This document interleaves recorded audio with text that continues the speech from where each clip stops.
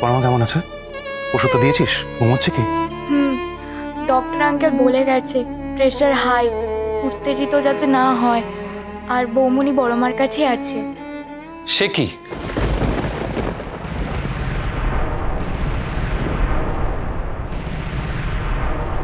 মায়ের শরীর খারাপ? কি করে হলো? মানে কবে হলো? আর তুই কি করছিস? কোনো রেসপন্সিবিলিটি নিতে পারিস না? না, বাড়িতে আছিস এত বড় একটা ছেলে, তুই বুঝতে পারিস না কেন যে আমার অ্যাবসেন্সে সবকিছু তোকেই সামলাতে হবে, সবকিছু তোকেই দেখতে হবে? যেটুকুনি বয়স হচ্ছে তো সেটা বোঝার চেষ্টা কর। কবে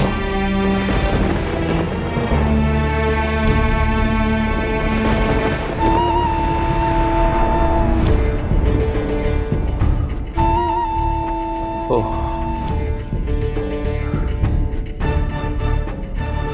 নিজের ফ্রাস্ট্রেশনটা এইভাবে বার করলি আমার ওপর, নাকি তোর বৌদির ইনস্ট্রাকশন? কি?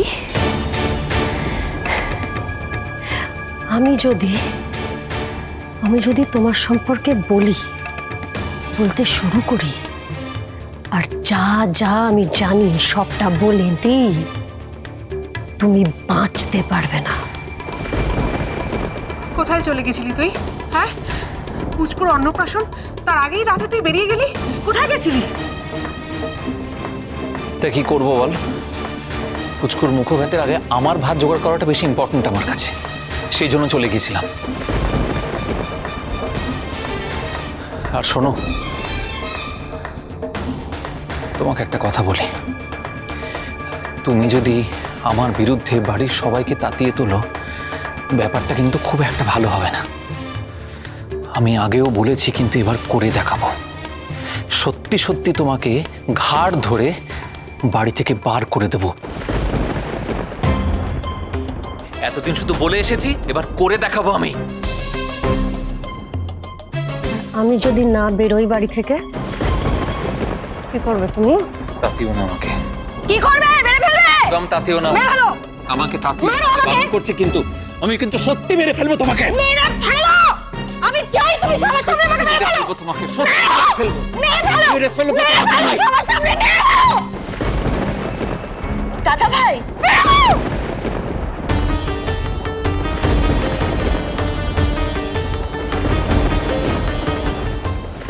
কি করতে যাচ্ছিলে তুমি? কেন, দেখতে পাচ্ছিস না কি করতে যাচ্ছিলাম? তোরা কি ভেবেছিস কি আমার নামে যা নয় তাই বলে বেড়াবি সবাইকে? হ্যাঁ, আর আমি চুপ করে বসে থাকবো? ভালো করিসনি কিন্তু কাজটা, তোরা কেউ ভালো করিসনি। আমি ঠিক বুঝতে পারছি যে মাকে আমার নামে এমন কিছু বলেছিস যেটা শোনার পর মা অসুস্থ হয়ে পড়েছে। সারাক্ষণ আমার নামে। শোন মিনু, তোরা যা করেছিস এর ফল কিন্তু একদম ভালো হবে না, একদম ভালো হবে না। দাদা ভাই, পাপ পুণ্য বিচার করার জন্য তো ঈশ্বর আছে। তুমি আমি কে? আমি আর তুমি তো কেউ নই। যাও গিয়ে বড়মার সাথে দেখা করে আসো। আর শোনো, ডক্টর কিন্তু বারবার করে বলে গেছেন বড়মা যেন কোনোভাবেই উত্তেজিত না হয়। আশা করি তুমি এই কথাটা মাথায় রাখবে।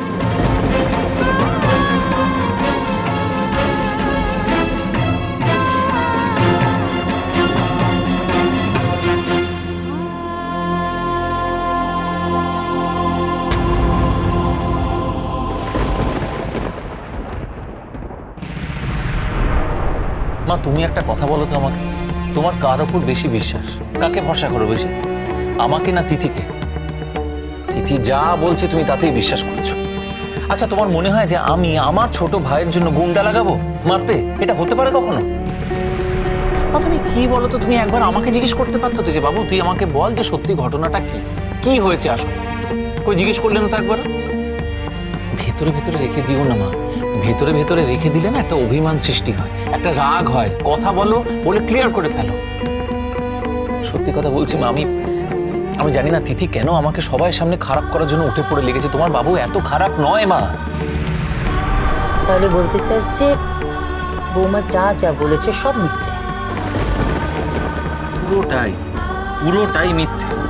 আমি বুঝতে পারি না ও যে কেন আমার নামে এসব বলে বেড়ায়। আমি আচ্ছা, তুমি একটা কথা বলো মা, ও বলে কি না আমার জন্য নাকি ওর জীবনে কিচ্ছু হয়নি, আমার জন্য নাকি ওকে বাপের বাড়িতে মাথা নিচু করে ঢুকতে হয়।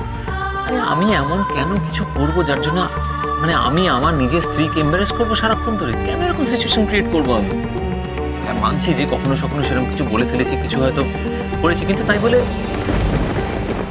দেখেছিস, বলেছিলাম না তোর দাদা ভাই বদলাবে না কোনোদিন।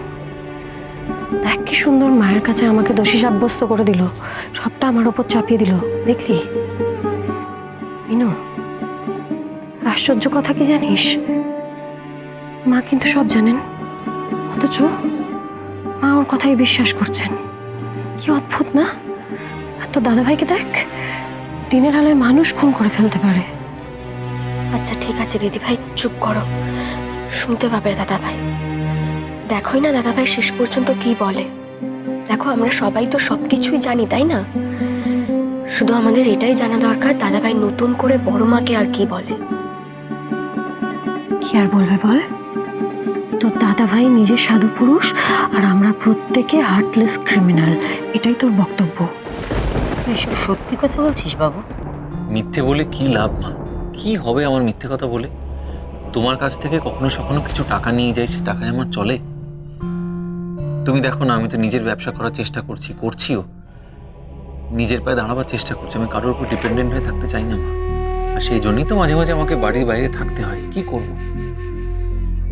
একটা কথা পরিষ্কার বুঝে গেছি জীবনে আমি, যতক্ষণ তোমার কাছে টাকা আছে ততক্ষণই লোকে তোমায় সেলাম করবে। টাকা না থাকলে কেউ ফিরেও তাকাবে না। সেটা অসৎ পথে রোজগার নয় রে বাবু। অসৎ পথে রোজগার কখনো ভালো কাজে লাগানো যায় না বাবু। বুঝতে পারছি, খুব ভালো করে বুঝতে পারছি মা। আমার কোনো কথায় তুমি বিশ্বাস করছো না। ঠিক আছে, আমার মাথায় হাত রেখে তুই কথাটা বল। এই রে, মাথায় হাত রেখে মিথ্যে বলবো? মায়ের যদি কিছু হয়ে যায় কি করবো এখন? কি হলো, চুপ করে আছিস কেন? যা যা বললি আমার মাথায় হাত রেখে বল। ধুর, যা হবে হবে, বলেই দি। আচ্ছা ঠিক আছে, শোনো তবে। দাদা ভাই বলছি যে তুমি ফ্রেশ হয়ে নাও, আজ আমরা সবাই একসাথে খাবার খাবো। ততক্ষণ বড় মার রেস্ট নিক, তারপরে আমরা সবাই একসাথে বসে কথা বলবো না হয়? আমি কৃষ্ণাদিকে বলে দিচ্ছি বড় মার খাবারটা ঘরে পাঠিয়ে দেবে। যাও। ওহ, বাঁচা গেল বাবা, যা ধর্ম সংকটে পড়েছিলাম। হ্যাঁ চল। বাবু, বৌমার সঙ্গে নতুন করে আর কোনো অশান্তি করিস না। ও খুব ভালো মেয়ে রে, কত বড় ঘরের মেয়ে, কত আদুরে মানুষ হয়েছে। ওকে কাঁদাস না বাবু।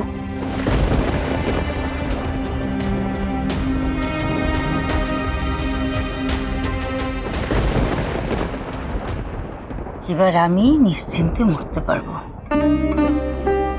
সব কি বলছো বড় মা? আর কোনোদিনও তুমি এই ধরনের কথা বলবে না। তোমায় ছাড়া আমরা কি ভালোভাবে থাকতে পারবো? আমাদের কষ্ট হবে না? আর কখনো তুমি এই ধরনের কথা বলবে না। সবাইকে তো একদিন যেতে হবে রে মা, সেটা কি আটকানো যায়? তোমার আপাতত এসব না ভাবলেও চলবে। ঠিক করে ওষুধ খাও, সুস্থ হয়ে ওঠো। এসব এখন ভাবার কোনো দরকার নেই। খুব পাকা গিন্নি হয়ে গেছিস। বাবুর বলা মিথ্যাটাকে কি সুন্দর আটকে দিলি।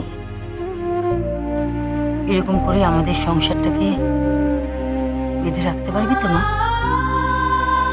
মা, ও মিথ্যে বলছে, তুমি সেটা জানো। জেনেও চুপ করে থাকার কারণটা বুঝতে পারলাম না। আমি সব ভার মিনুকে দিয়েছি, ও যেটা করবে সেটাই আমার সিদ্ধান্ত।